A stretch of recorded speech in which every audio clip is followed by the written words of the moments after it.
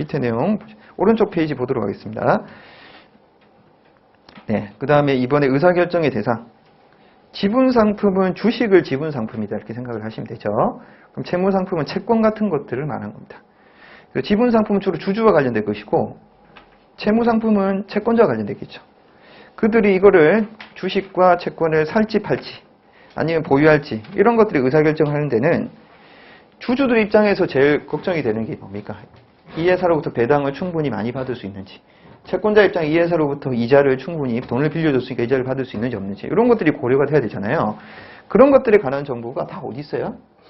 여기 자산부채 자본 수익 비용에 관련된 정보를 통해서 우리가 알 수 있다는 이야기죠.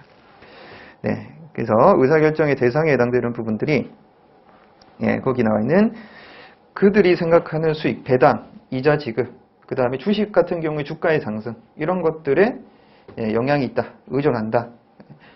그렇게만 보시면 되겠고 그 다음에 3번에 필요한 정보의 내용이다. 이제 동그라미 3번.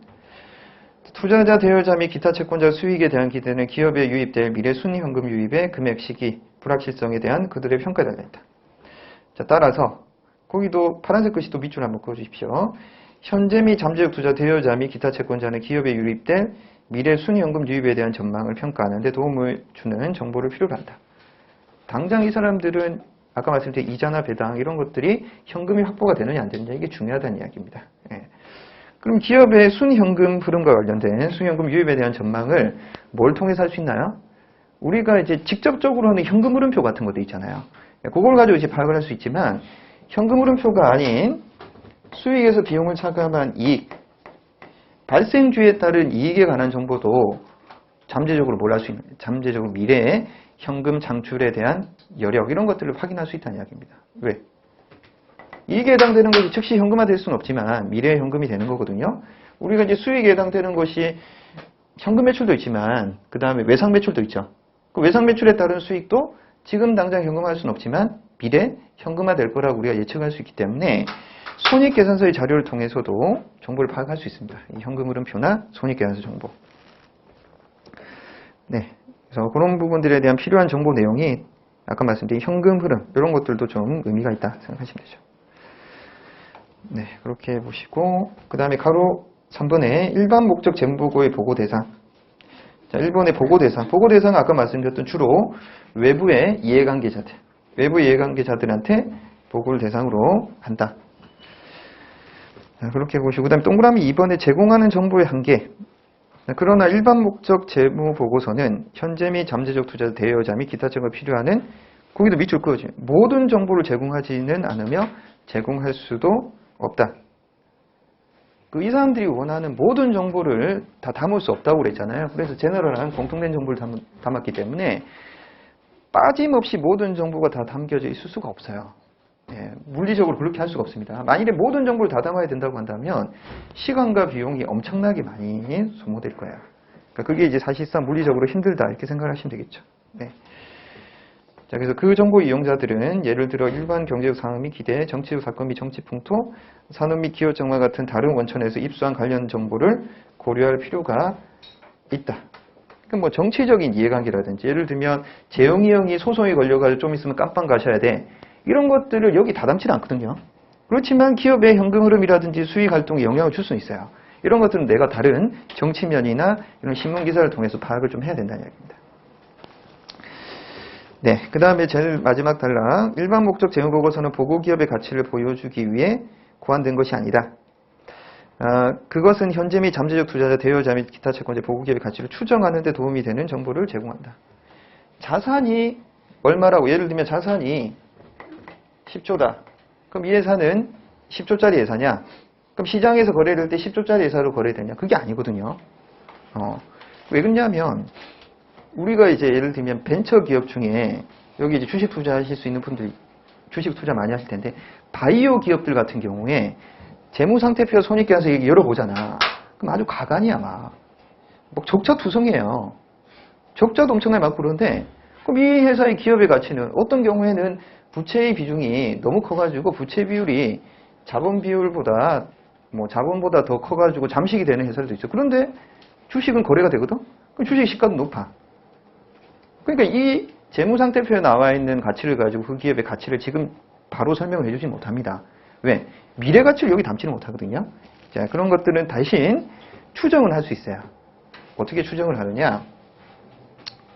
예를 들면 우리가 이제 주식 투자를 할 때 많이 보는 게 뭐 예를 들면 퍼나 뭐 PBR 이렇게 해가지고 주당 뭐 장부가액이라든지 주당 순이익 이런 걸 많이 보는데 우리가 이제 삼성전자 같은 경우에 이제 좋은 기업인 이유가 뭐냐면 여기 자산에서도 보시면 유동자산이 있고 뭐 비유동자산 이런 게 있잖아요.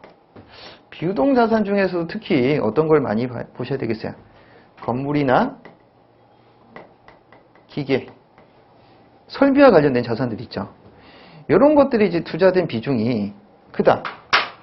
그럼 결국 여기서 이제 만들어진 건물 기계 이런 것들을 통해서 만드는 공장에서 건물 기계를 통해서 만들어진 것이 제품이 되는 거 아닙니까? 그럼 어디로 흘러 들어가요? 재고자산이 되는 거고 이 재고자산이 나중에 이제 팔리면 어디에 영향을 주는 거고? 수익에 영향을 주는 거고 그 수익이 커지면 나중에 이익이 증가하니까 다시 어디에다가? 이익여금이 흘러가는 것이기 때문에 결국 이렇게 선순환이 되는 부분들. 비유동자산이 유동자산을 돼서 수익에 영향을 미친 다음에 다시 이익이 흘러들어가요. 이게 이제 완벽하게 선순환이 되느냐 안 되느냐 이런 걸 가지고 그 기업의 장래의 성장 가능성 이런 것도 측정한다고요. 그러니까 지금 이익은 좋지만 예를 들면 비유동자산의 비중, 설비와 관련된 비중이 엄청나게 쪼그라들었다. 그럼 장래에는 이렇게 큰 수익을 얻기가 좀 힘들겠구나 이런 것도 예측이 된다는 이야기예요. 예, 그런 걸 이제 복합적으로 해서 미래 가치를 평가를 하셔야 된다는 이야기입니다. 근데 삼성전자 보면 막 지금 이렇잖아. 오늘 이제 아침에 뉴스 듣고 왔는데 삼성전자 지금 여기 이제 유동자산에 현금 있잖아요. 현금 유동자산. 현금이라고 하는 자산이 100조가 넘었대요. 네. 망하겠어요, 그 회사는? 네. 설비 이것도 어떻습니까? 이게 뭐 2, 300조 이렇게 나올 거야. 평택에 공장 짓는 것만 하더라도 지금 2, 30조 들어간다고 하는데 뭐. 그 공장이 한두 개, 반도체 공장? 네. 그 기업은 이제 지금 당장은 망하지는 않겠지만 재용이 형이 이제 깜빵 가느냐 안 가느냐 그건 잘 모르겠습니다. 네, 아무튼 네. 뭐 좋은 기업들은 그런 것들도 한번 같이 보셔야 된다는 거죠. 자, 다음 페이지 보시면 동그라미 3번 제공되는 정보의 한계점의 발생 원인. 각 주요 이용자들의 정보 수요 및 욕구는 다르고 상충되기도 한다. 주주와 채권자, 종업원 각기 다르죠. 네. 자, 그래서 회계기준위원회는 재무보고 기준을 제정할 때 주요 이용자의 최대 다수의 수요를 충족하는 정보를 제공하기 위해 노력할 것이다. 그래서 공통된 정보 수요에 초점을 맞춘다고 하지만 네, 보고기업을 하여금 주요 이용자의 특정한 일부에게 가장 유용한 추가적인 정보를 포함하지 못하게 하는 것은 아니다. 그래서 공통된 정보를 제공하지만 그게 누구 입장에서는 예를 들면 종업원 입장에서는 충분한 정보가 될 수도 있다. 이런 뜻으로 이해를 하시면 되겠죠. 자, 그 다음에 4번 경영진에 대한 정보 제공. 보고기업의 경영진도. 근데 일단 여기서 말씀드립니다. 경영진은 외부 이해관계에 들어가요? 안 들어가요? 외부 이해관계자가 아니죠. 내부의 이해관계자예요. 내부의 경영자. 이 재무제표를 작성에 책임이 있는 내부의 이해관계자입니다. 자, 보고기업의 경영진도 관심은 있어요. 직접적인 외부 이해관계자는 아니지만 그러나 그 이제 밑줄 그으세요. 경영진은 그들이 필요로 하는 재무정보를 내부에서 구할 수 있기 때문에 일반 목적 재무보고서에 의존할 필요가 없다. 의존을 해야 되는 사람들은 회사의 내부 사정을 속속들이 모르는 누구들? 이런 사람들, 외부 이해관계자. 내부기 출제가 된 적이 있습니다. 지문 자체 그대로 출제가 된 적이 있기 때문에 좀 기억을 해주세요. 외부 이해관계에 들어가지 않는 경영자 같은 경우는 관심은 있으나 거기에 의존할 필요는 없구나. 자, 그리고 기타 당사자들, 예를 들어 감독당국, 일반 대중도 일반 목적 재무보고서 유용하다고 여길 수 있다. 네. 그렇다고 일반 목적 재무보고서는 이러한 기타 집단을 주요 대상으로 한 것이 아니다. 왜? 전체 이 모두에게 공통이 되는 정보를 하기 때문에 특정 누군가를 타깃으로 해서 정보를 만들지는 않는다는 이야기야. 자, 그 다음에 가로 4번의 일반 목적 재무보고서가 제공하는 정보. 자, 일반 목적 재무보고서는 보고기업의 재무 상태에 관한 정보, 즉 기업의 경제적 자원과 보고기업에 대한 청구권에 관한 정보를 제공한다. 기업의 경제적 자원이라고 하는 것이 재무 상태표에 뭘 이야기할까요? 자산을 이야기하는 거죠. 기업이 보유하고 있는 경제적 자원. 그럼 청구권은요? 이 기업의 자산을 자기 거라고 주장할 수 있는 사람들이 누굽니까? 네. 부채에 영향 주는 이 채권자. 그렇죠? 채권자. 자본의 몫을 주장하는 주주. 이 사람들이 청구권을 가지고 있는 사람들이잖아요. 그러니까 청구권에 해당되는 것이 자본과 부채에 해당되는 것이다. 이렇게 생각하시면 돼요. 부채와 자본. 자, 그러한 정보를 알고 싶어 합니다. 자기 몫이 얼마만큼 되느냐. 채권자 입장에서 자기 몫 부채, 주주 입장에서 자기 몫 자본. 자, 그래서 밑에 방가로 1번의 경제적 자원과 청구권, 네, 자산과 부채 자본 이런 것들에 대한 정보 제공이겠죠. 자, 그래서 거기 뭐 첫 번째, 두 번째, 세 번째, 네 번째 줄까지 쭉 설명이 되어 있는데 그거 한번 읽어보시면 되고, 자, 네 번째 줄 거기 중간에 현재 청구권의 우선순위와 지급 요구사항에 관한 정보는 정보 이용자 보고기업의 청구권이 있는 자들 간에 미래현금이 어떻게 분배될 것인지 예상하는 데 도움이 된다. 아까 말씀드렸죠? 청구권이 있는 자들이 누굽니까? 주주와 채권자잖아요. 부채가 채권자의 몫이고 자본이 주주의 몫입니다. 그럼 누가 선순위가 있나요? 채권자가 선순위예요? 주주가 선순위예요? 채권자가 1순위고 그 다음이 주주입니다. 1순위. 그러면 이제 기업에 자산이 있으면 채권자가 먼저 가져갈 수 있고 가져가고 그 다음에 이제 남는 몫을 주주가 가져갈 수 있구나. 이런 것들이 파악이 된다는 이야기예요. 그래서 보통 자본에 해당되는 것을 잔여지분이라고 하죠. 채권자가 가져가고 난 다음에 나머지 몫. 그럼 어떻게 분배되는지 이런 것들을 알 수 있죠. 재무상태표 같은 것들을 통해서. 네. 자, 그래서 뭐 밑에 나와 있는 내용들, 16페이지 하단의 내용, 그거는 그냥 참고해서 한번 읽어보시면 되고, 결국 방가로 1번의 경제적 자원과 청구권이라고 하는 것은 뭐다? 기업의 재무상태표와 좀 관련이 있겠구나. 재무상태표에 관한 정보를 통해서 기업의 경제적 자원과 청구권에 대해서 확인할 수 있다. 네. 오른쪽에 이제 방가로 2번, 경제적 자원 및 청구권의 변동. 단기에 해당되는 자산과 부채 자본도 중요하지만 어떻게 하는 게 좋겠어요? 이게 얼마만큼 변했냐? 기초 대비 기말이 어떻게 변했냐? 정기 대비 그 다음에 단기에 어떻게 변했냐? 이것도 의미가 있죠. 예를 들면 삼성전자 지금 단기 순이익이 60조잖아요. 그럼 사람들이 어떻습니까? 막 박수치고 좋아하는 게 아니라 지금 어때? 막 난리 났잖아. 이러면 안 되는데 왜 안 되느냐? 단기 순이익이 작년보다 크게 많이 증가 안 했어. 단기 순이익 작년보다 20% 30% 증가해야지 이 회사가 계속 성장할 건데 작년에 50조? 올해 60조면 그냥 기분이 뚱한 거야. 60조라는 제 절대적인 숫자 자체가 이제 어떻습니까? 의미가 있지 않다는 이야기예요. 기업들 입장에서는. 전년 대비 어떻게 되는 것이냐 이런 거 의미가 있다는 이야기죠. 마찬가지 기업의 자산도 지금 현금 100조인데 아까 현금 100조라고 그랬죠? 전년도 200조였는데 지금 100조래. 위기입니다. 그러면 기업이. 예. 항상 이제 변동사항을 가지고 이제 판단을 해야 되는 것이 좀 의미가 있다 이렇게 생각을 하시면 되겠죠. 네.